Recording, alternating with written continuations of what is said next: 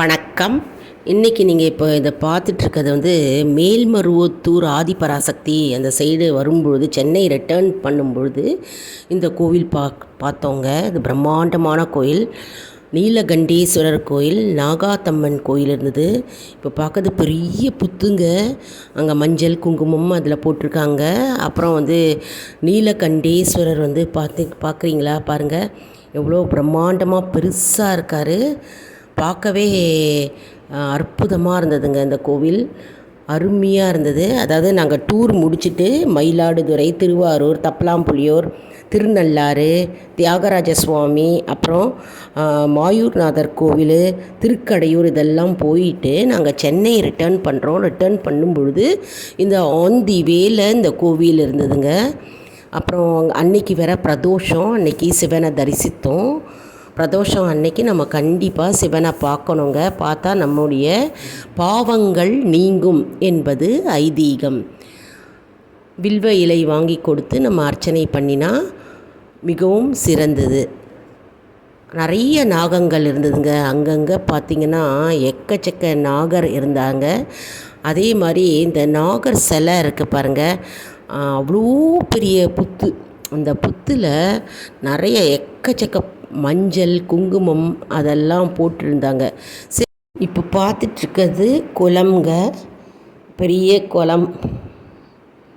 அந்த கோவிலில் இருக்கிற அருகாமையில் உள்ள இந்த குளம் நல்லா காற்று நல்லா வீசித்து அந்த குளக்கரையில் சித்த நேரம் நாங்கள் காற்று வாங்கிட்டு நின்று பார்த்துட்ருந்தோம்.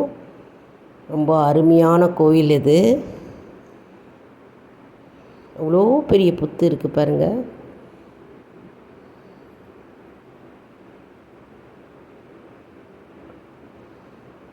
எப்பவுமே நம்ம ஆன்மீக டூர் போகும்போது நம்ம பல கோவில்களை தரிசிக்கிறோம் இல்லையா? தரிசிக்கும்பொழுது நமக்கு மன நிம்மதியும் மன திருப்தியும் ஏற்படும், முழு பலனும் நமக்கு கிடைக்கும். அதே போல் நம்ம சுற்றுலா போகும்போது, என்ஜாய்மெண்ட் பிளேசஸ், ரெக்ரியேஷன் பிளேசஸ் போகும்போது நமக்கு வேறு மாதிரி நம்ம ஹாப்பியாக வேறு மாதிரி இருக்கும். பட் ஆனால் நம்ம டிவோஷ்னலாக நம்ம டூர் போகும்போது நமக்கு முழு திருப்தி ஏற்படும். மற்றும் நம்ம எப்போவுமே இறைவனை நம்ம தரிசித்துட்டே இருக்கணும். எப்போவுமே வீக்லி கோவிலுக்கு போகணும் அப்படின்னு ஒரு பழக்கத்தை ஏற்படுத்தி கொள்ள வேண்டும். ஒரு வீக்கெண்டில் சாட்டர்டே சண்டே அருகாமையில் இருக்க கோயிலில் நம்ம போய் சுவாமியை தரிசிக்கலாம். எப்போவுமே அந்த மாதிரி ஒரு பழக்கத்தை நாம் எப்போவுமே ஏற்படுத்தி கொள்ள வேண்டும். எப்பவும் இறையருள் இருந்தால் தான் நம்முடைய வாழ்க்கை முழுமையடையும். வருகின்ற 26/2/2025, அதாவது இந்த மாதம் 26ஆம் தேதி மகா சிவராத்திரி வருதுங்க. மகா சிவராத்திரி அன்று கோவிலுக்கு போய் நம்ம சிவ தரிசனம் செய்ய வேண்டும். மட்டும் நம்ம அன்னைக்கு விரதம் இருக்கிறவங்க விரதம் இருக்கலாம். அதே போல் இரவு கண் முழிக்க முடிஞ்சவங்க கண் முழிக்கலாம்.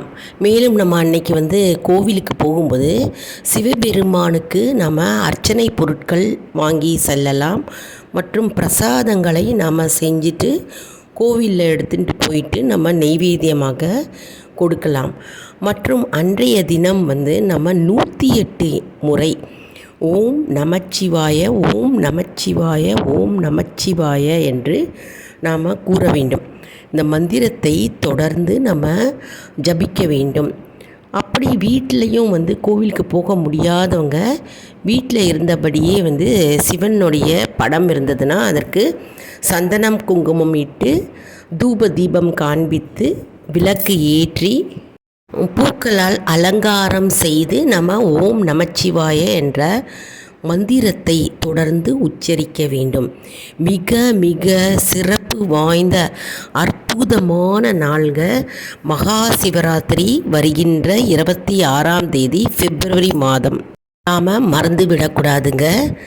இந்த வீடியோ உங்களுக்கு பயனுள்ளதாக இருக்கும் என்று நான் நம்புகிறேன்.